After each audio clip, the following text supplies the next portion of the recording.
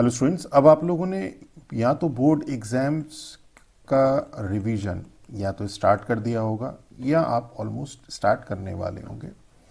तो उसी के कंटिन्यूशन में अब हम लोग यूनिट वाइज यहाँ पे आपको प्रीवियस ईयर के पेपर और specimen paper unit wise arrange करके देंगे। और हम लोगों की एडवाइस ये है कि आपने सपोज यूनिट नंबर 1 ये रिवाइज कर ली। अब इसको रिवाइज करने के बाद आप यूनिट नंबर 1 के इंपॉर्टेंट क्वेश्चन या फिर स्पेसिमेन पेपर या फिर बोर्ड एग्जाम्स के जो क्वेश्चंस हैं उनको आप अटेम्प्ट करिए। यहाँ पे हम लोग स्पेसिमेन पेपर की अगर बात करें तो स्पेसिमेन पेपर 2025 आप इसको सॉल्व करिए। इसको सॉल्व करने के बाद देखिए कि आपने जो टारगेट अपना सेट किया है, जिस तरह से आपने तैयारी करी है, मींस सेल्फ इवैल्यूएशन करने के बाद देखिए कि आप इससे अपनी परफॉर्मेंस से आपने सैंपल पेपर 2025 आपने सॉल्व किया। सॉल्व करने के बाद आप अपनी परफॉर्मेंस से सेटिस्फाइड हैं। अगर सेटिस्फाइड हैं तो आप बोर्ड एग्जाम 2024 इसका जो यूनिट नंबर 1 के जो कलेक्शन ऑफ क्वेश्चंस होंगे वो भी हम आपको देंगे, उसको सॉल्व करिए। और अगर सेटिस्फाइड नहीं है तो यहाँ पे आप रिवीजन, एक शॉर्ट रिवीजन करिए। और रिवीजन में भी क्या, फॉर्मूले अच्छी तरह लर्न कर लीजिए, जो कॉन्सेप्ट है उनको देख लीजिए, कुछ एक क्वेश्चन लगा लीजिए। रिवाइज करने के बाद फिर आप बोर्ड एग्जाम 2024 में देखिए। फिर आप देखिए जो आपने टारगेट सेट किया है, जिस तरह से आपकी तैयारी है, वो आप सेटिस्फाइड हैं या नहीं है, मीन्स सेल्फ इवैल्यूएशन दोबारा से। और सेल्फ इवैल्यूएशन करने के बाद अगर आप सेटिस्फाइड हैं तो ठीक, तो फिर आप चलिए बोर्ड एग्जाम 2023 में। और अगर सेटिस्फाइड नहीं है तो फिर आप देखिए रिवीजन में क्या कमी रह गई है। तो इस तरह से, और आप कहेंगे इसमें बहुत टाइम लगेगा, बहुत टाइम नहीं लगेगा आपको। जो आपने यहाँ पे यूनिट नंबर 1 में जो इनिशियली रिवीजन करना है, इसमें आपको फॉर्मूले सारे लर्न करने हैं ढंग से, और उसके बाद जो कॉन्सेप्ट है उन्हें देखना है, कुछ क्वेश्चंस लगाने हैं, और फिर आप अपना रिवीजन के लिए फिर यहाँ से आपका इवैल्यूएशन स्टार्ट होने वाला है। 80 मार्क्स का बोर्ड पेपर है, 180 मिनट्स आपको यहाँ पे मिलेंगे। और इस यूनिट 1 की जो वेटेज है वो 10 मार्क्स हैं। 3 टॉपिक है, रिलेशन फंक्शन और इनवर्स ट्रिग्नोमेट्रिक फंक्शन। तो यहां से आपको यह भी पता चल जाएगा कि किस तरह का पेपर रहने वाला है, कितने स्टैंडर्ड का पेपर आता है, किस टाइप के क्वेश्चंस पूछे जाते हैं। तो जो हम बार बार बात करते हैं इंपॉर्टेंट क्वेश्चंस की, कि इंपॉर्टेंट क्वेश्चंस कहीं मिल जाए सैंपल पेपर, तो सारी चीजें आपको खुद ही पता चल जाएंगी। आप ये देख लीजिए कि specimen paper 2025, board exam paper 2024, specimen paper 2024, paper 2023, इसमें जो यूनिट वाइज अगर आप क्वेश्चंस को एक साथ कलेक्ट, जैसे हमने यहाँ पे करके दिया है, इसको सॉल्व करके देखेंगे, 2-3 पेपर करेंगे तो अपने आप पता चलेगा। और जहाँ तक हम बात कर रहे थे टाइम की, तो यहाँ पे जो 10 मार्क्स का वेटेज है यहाँ पे, तो इसके लिए आपको लगने चाहिए अप्रॉक्सीमेटली 20 मिनट्स, 22.5 मिनट्स कैलकुलेट होके आता है। तो हम ये मान के चल रहे हैं कि 20 मिनट्स, और इससे कम समय में आपने कर लिया तो बहुत अच्छी बात है। तो मीन्स आपको इवैल्यूएशन 2 चीज़ों पे करना है। एक कि आपने जो तैयारी करी है, जो आपने टारगेट किया हुआ है, उस टारगेट के हिसाब से आपके क्वेश्चन उतने सॉल्व हो पा रहे हैं, नहीं हो पा रहे हैं, इन टर्म्स ऑफ मार्क्स और in terms of time also, कि टाइम बहुत ज़्यादा तो नहीं लग रहा है। ओके, तो ये सारी चीज़ें करते हुए आपको इसको करना है। क्वेश्चन सॉल्व करिए, कहीं पे डाउट आ रहा है तो फिर आप हमारा सॉल्यूशन देख लीजिए। पहले आप सारे कर लीजिए, फिर देखिए, इवैल्यूएट करिए, फिर आप हमारे सॉल्यूशन से इसे मैच कर लीजिए। हालांकि स्पेसिमेन पेपर 2025 में कुछ एक क्वेश्चंस के आंसर जो है वो हमारे हिसाब से ठीक नहीं, आंसर सही नहीं है।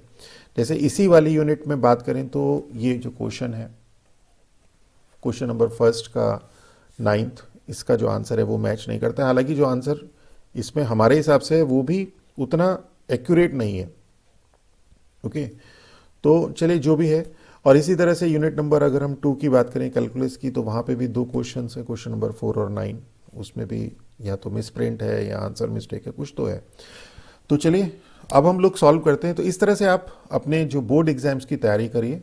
और चलिए अब हम लोग सॉल्व करते हैं इस, जो हमारे पास यहाँ पे क्वेश्चन नंबर 1 है। क्वेश्चन नंबर 1 में तो देखिए 4 पार्ट्स हैं, 1 मार्क्स ईच। और इसमें जो 3rd और 9th है वो तो है एमसीक्यू, और ये जो आपके पास 13th और 14th है ये है short answer. Okay, question number 6 आपके पास 2 मार्क्स का है, क्वेश्चन नंबर 7 आपके पास ये 4 मार्क्स का है, तो टोटल 10 मार्क्स का आपके पास यहाँ पे वेटेज है। देखिए ये दो आईटीएफ के हैं, यहाँ पे आपके पास ये फंक्शन का है, ये रिलेशन का है, ये आपके पास रिलेशन का है, ये आईटीएफ का है। तो आईटीएफ का अच्छा खासा पार्ट है। 7 मार्क्स का तो आईटीएफ ही आईटीएफ है, इन्वर्स ट्रिग्नोमेट्रिक फंक्शन है। पर ऐसा नहीं है कि रिलेशन फंक्शन आप छोड़ दीजिए, कई बार ऐसे एकदम बहुत इजी क्वेश्चन आ जाते हैं। तो चलिए सॉल्व करते हैं यहाँ पे। तो क्वेश्चन नंबर फर्स्ट है 1 मार्क्स ईच, एमसीक्यूज है और शॉर्ट आंसर जैसे बताया 4 है यहाँ पर हमारे पास। तो थर्ड वाला जो पार्ट है क्वेश्चन नंबर 1 का, उसमें ट्रिग्नोमेट्रिक इक्वेशन है सॉल्यूशन फॉर ए की किस वैल्यू के लिए सॉल्यूशन है वो बताना है। और इन्वर्स ट्रिग्नोमेट्रिक फंक्शन में जो tan इनवर्स x है, ये हमें पता है कि इसकी जो रेंज होती है वो होती है -π/2 टू π/2। ओके, दैट इज, इसे हम ऐसे भी लिख सकते हैं कि tan inverse x is greater than -π/2 और लेस देन π/2। और जो आपके पास इक्वेशन में है उसमें tan इनवर्स x है 3 tan inverse a that is greater than -π/2 less than π/2। अब इस तरह के हम बहुत क्वेश्चन सॉल्व कर चुके हैं। tan इनवर्स a पूरी टर्म को 3 से डिवाइड कर देंगे, -π/6 लेस देन π/6। 10 ले लेते हैं तो ये हो जाएगा tan of -π/6 means -10π/6 less than tan of tan inverse a is a less than tan of π/6 is 10π/6। This is 1/-1/√3 less than a less than 1/√3 and this is modulus of a is less than 1/√3। कैसे देखें, ये तो हो गया a is less than 1/√3 और ये है a is greater than -1/√3 means a is less than -a is less than 1/√3 और इन दोनों को जब हम कंबाइन करेंगे तो ये मॉडुलस आ जाएगा। फिर से देख लीजिए, ये -1/√3 इज लेस देन a है, means a is greater than this, तो ये हो जाएगा a is less than 1/√3। Okay, तो means this C is the right option. और इसे लिखना कैसे है, हम लिखेंगे क्वेश्चन नंबर 1 का जो थर्ड पार्ट है उसका जो आंसर है, आंसर वो C है और आंसर भी लिखना है mod a is less than 1/√3। Okay, अब नेक्स्ट देखते हैं 9th वाला पार्ट इसका। The intersection of two equivalence relation is always an equivalence relation is a true statement. कि अगर दो इक्विवेलेंस रिलेशन है, अगर आपके पास दो इक्विवेलेंस रिलेशन है तो उनका जो इंटरसेक्शन है वो भी इक्विवेलेंस होगा, इक्विवेलेंस होगा।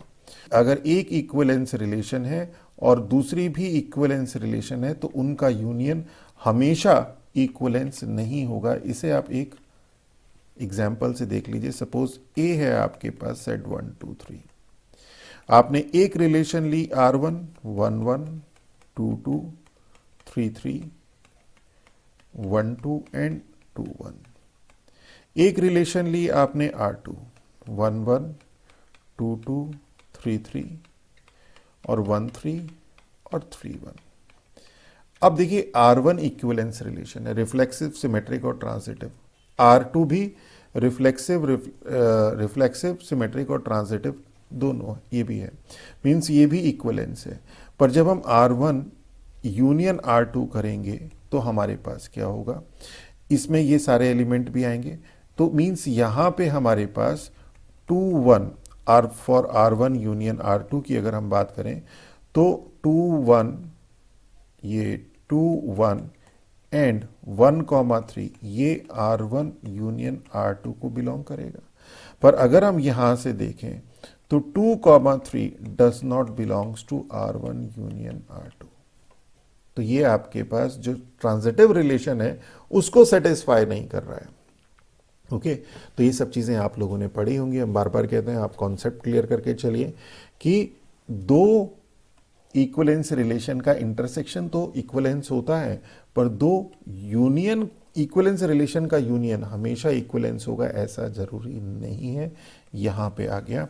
और इसमें चलिए और थोड़ा सा देख लीजिए कि रिफ्लेक्सिव यूनियन रिफ्लेक्सिव अगर हम करें तो रिफ्लेक्सिव होता है, सिमेट्रिक यूनियन सिमेट्रिक करें तो वो सिमेट्रिक होता है, पर ट्रांजिटिव यूनियन ट्रांजिटिव करें तो वो ट्रांजिटिव जरूरी नहीं कि हमेशा होगा।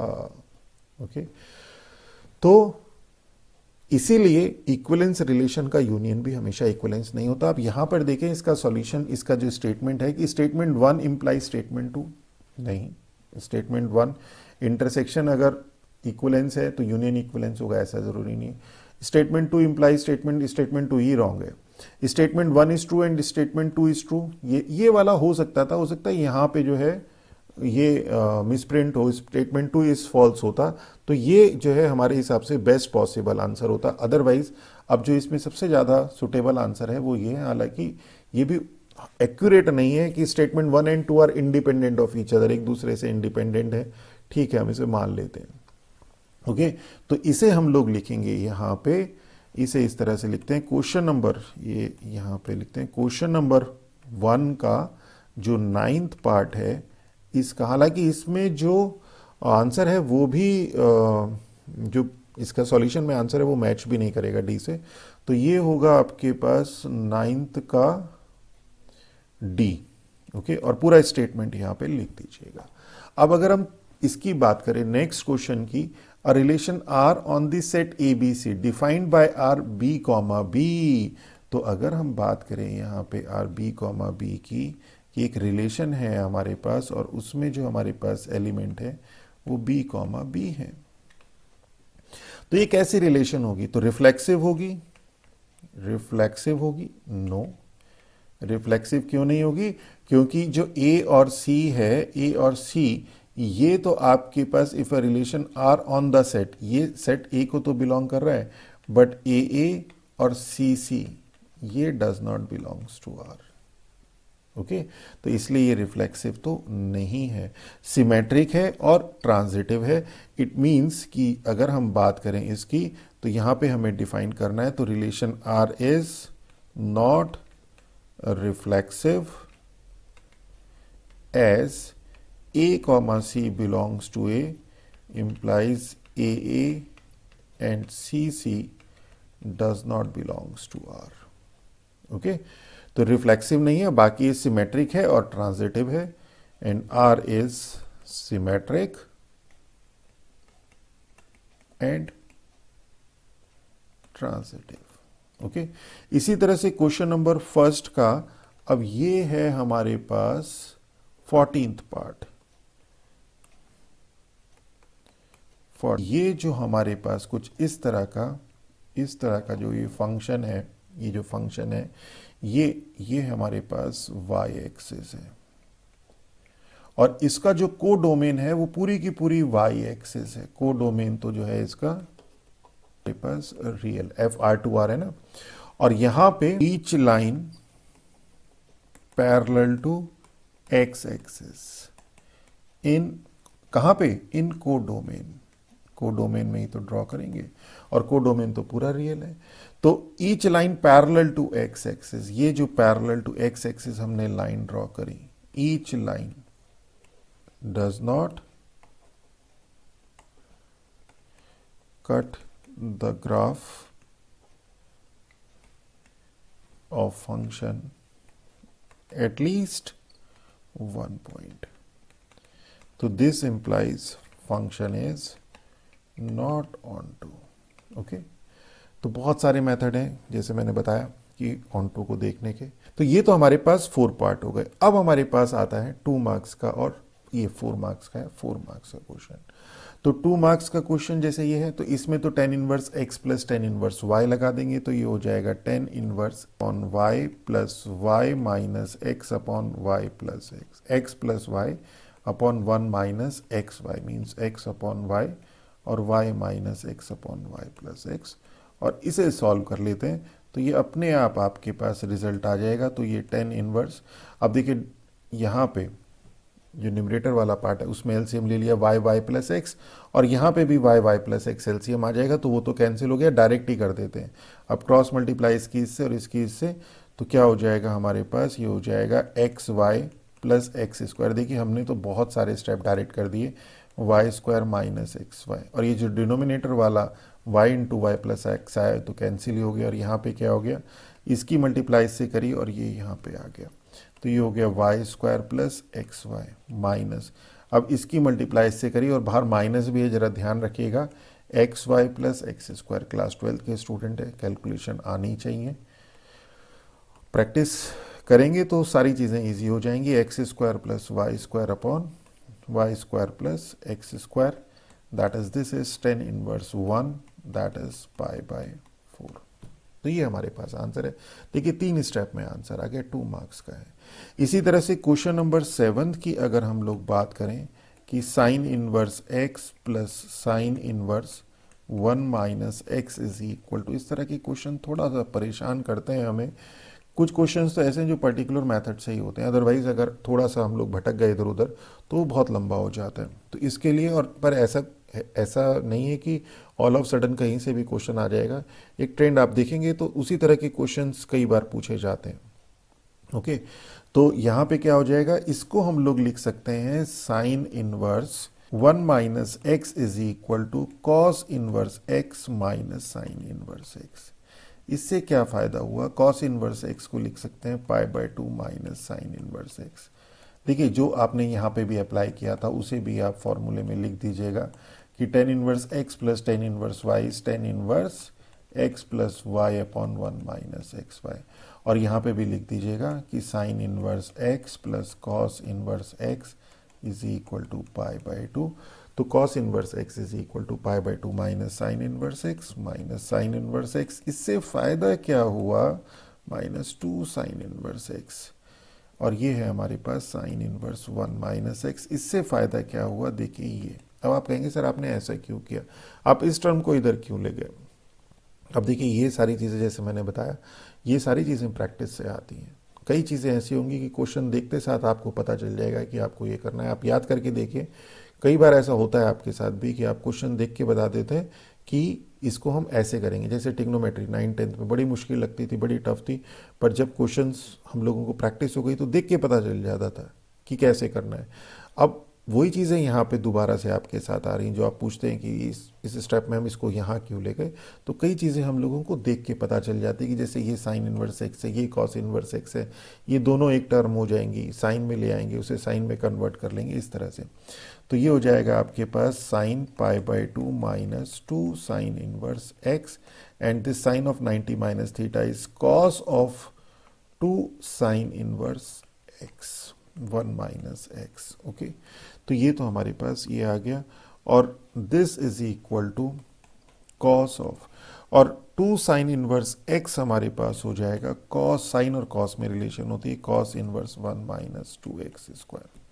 अब जैसे मैंने बताया आपको फॉर्मूले लर्न करने पड़ेंगे, फॉर्मूले आप लर्न कर लीजिए। और यहाँ पे आप अगर ये बाई चांस किसी कारण से आपको फॉर्मूला लर्न नहीं हो पा रहा है, याद नहीं आ रहा है, तो sine inverse x is equal to, यहाँ पे sine inverse x is equal to y ले लीजिए, that is x is equal to sine y. X is equal to sine y ले लेंगे तो जो ये 1 ये हो जाएगा आपके पास, से दिस इज फर्स्ट, तो 1 माइनस साइन वाई, एक दो स्टेप करा देते हैं, is equal to cos 2y, और cos 2y हो जाएगा 1 minus sine square y, 1 minus sine y, और ये 1 से तो 1 कैंसिल, और sine square y minus sine y is equal to 0, और ये हो जाएगा हमारे पास ये 1 माइनस 2, ये 2 है, ये 2 है, और ये साइन y कॉमन आ गया हमारे पास, तो 2 sine y minus 1 is equal to 0, that is sin y is equal to 0 and sin y is equal to 1 upon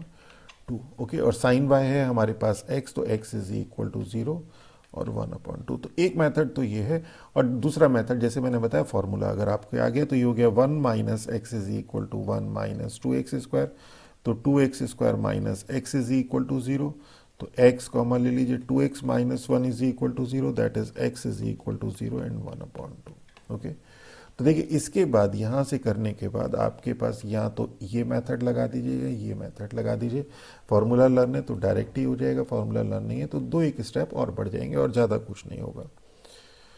तो इस इन्वर्स ट्रिग्नोमेट्रिक फंक्शन में बेनिफिट ये भी है कि अगर कभी फॉर्मूला आपको लर्न याद नहीं आ पा रहा है, पर इसका मतलब ये नहीं, जो हम बोलने वाले हैं इसका मतलब ये नहीं कि आप फॉर्मूले लर्न मत करिए। हम लोग स्ट्रिक्टली आपको एडवाइस कर रहे हैं कि आप फॉर्मूले सारे अच्छी तरह लर्न कर लीजिए। बाई चांस की बात है कि थोड़ा कन्फ्यूजन आ गया तो उस केस में आप इसे सब्सटीट्यूट करके आप तब भी कर सकते हैं।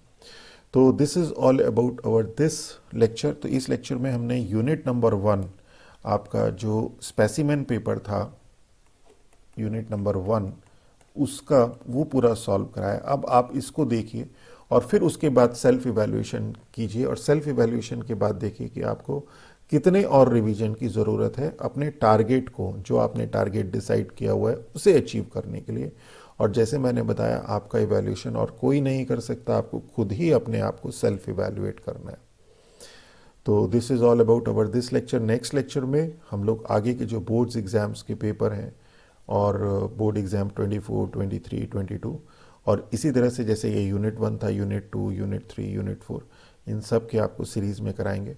अगर हम हमारे कंटेंट आपको पसंद आए तो आप अपने फ्रेंड्स के साथ शेयर कीजिए, इससे हम लोगों को भी मोटिवेशन मिलता है और अच्छे से अच्छा कंटेंट हम आपको प्रोवाइड कराएंगे।